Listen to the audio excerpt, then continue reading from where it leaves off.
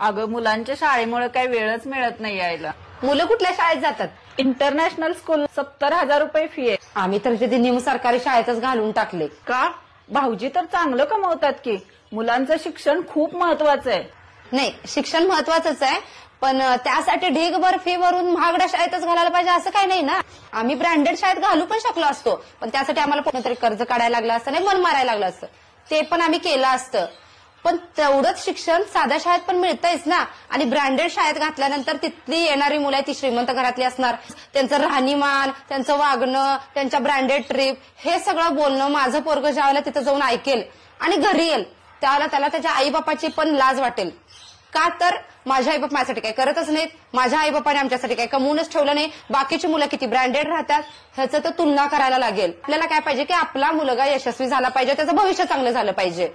मग तिथं जाऊन जर तुलना करून तो निगेटिव्ह होणार असेल, त्याला त्याचं जे मिळाले आयुष्यात त्याचा पण कमीपणा वाटत असेल, आईबापाचा कमीपणा वाटत असेल, आईबाप कुठल्या कष्टात ना आपल्याला तिथं शाळेत पाठवतात ह्याची जाणीव पण नसेल, मग काय गरज आहे एवढ्या ब्रँडेड शाळेत घालण्याची?